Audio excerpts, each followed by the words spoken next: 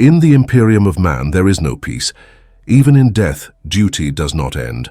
When an Astartes, a space marine, suffers mortal wounds but still breathes, his body is taken to the sarcophagus of a dreadnought. What remains of his flesh is sealed inside a tomb of iron and machine. The process is irreversible. Once entombed, he will never walk, breathe, or feel as a man again. To his brothers, it is an honor.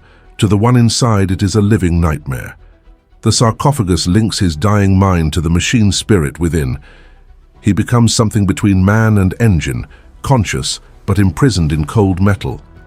When he awakens, he is no longer a soldier of flesh. He is a weapon that will never die. A dreadnought is not resurrected to live. He is resurrected to kill.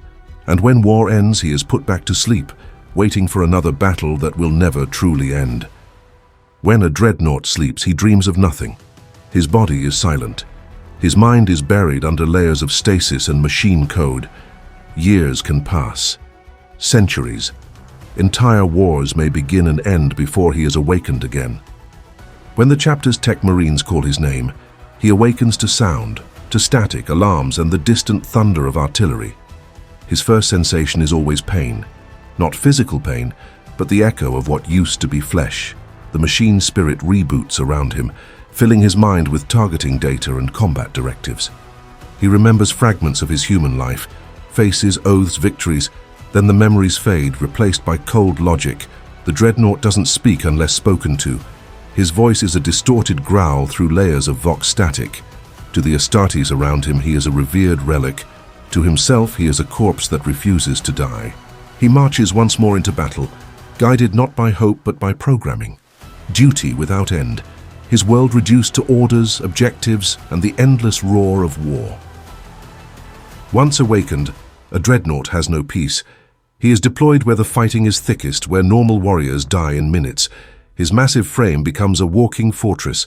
Weapons mounted on both arms, armor thicker than tank plating, bolters, plasma cannons, flamers, claws, all integrated into his body. He is the chapter's vengeance made manifest. But power comes at a cost. Every motion strains the remains of his nervous system. Every strike reverberates through the relic of his broken body. The machine spirit fights him constantly, a presence that demands blood and destruction. He is not free to choose when to stop, only to obey. The battlefield trembles under his steps. He crushes enemies by the dozens, his cannons tearing through armor and flesh. To his brothers, he is unstoppable. To himself, he is a ghost, trapped in an endless slaughter.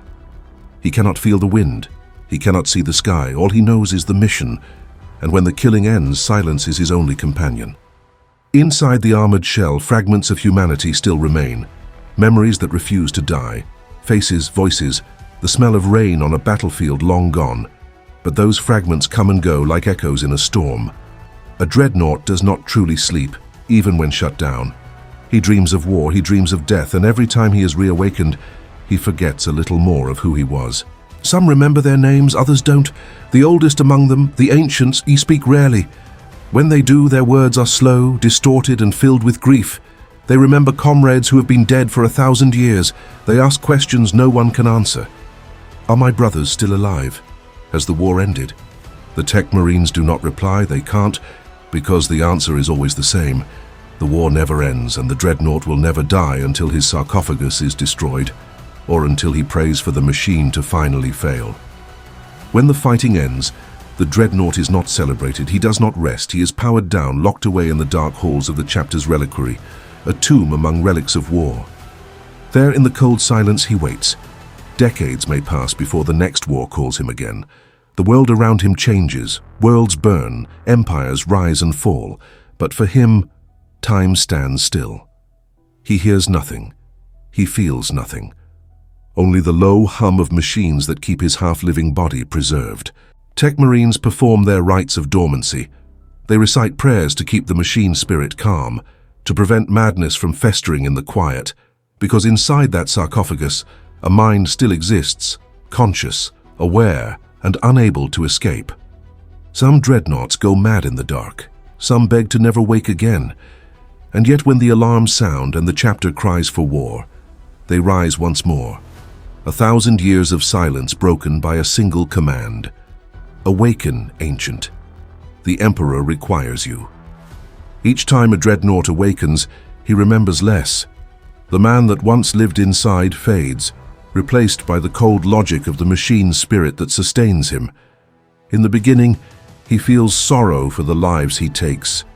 Later, he feels nothing at all. The machine does not understand mercy, only efficiency, to kill faster, to destroy completely. That is its only truth.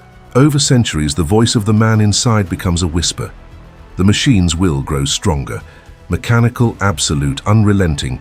The fusion of flesh and steel becomes one entity, driven only by war. Some tech marines speak of dreadnoughts that never power down.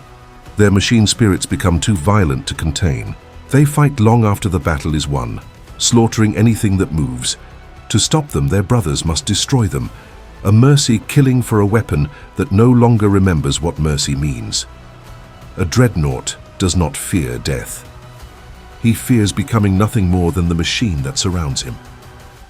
To live forever is not a gift. For a dreadnought, eternity is a curse wrapped in steel.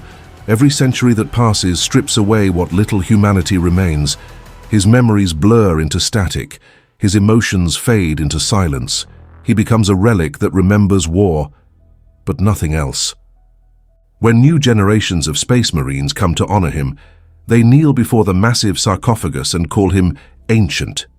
They speak with reverence. They ask for wisdom. But to him, their faces are all the same. Fleeting images of soldiers who will die while he endures.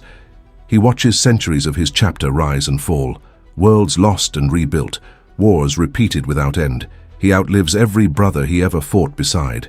The only constant in his existence is battle. Sometimes, when the tech marines connect his mind to the noosphere, he speaks. His words are few, heavy, and final. Do not envy immortality. It is the longest death of all. One day, even iron must fail. When a dreadnought's reactor flickers for the last time, his end comes not in fire but in silence. No funeral awaits him, no ceremony. The tech marines simply record his final status and shut him down forever. The sarcophagus remains sealed, a tomb within a tomb.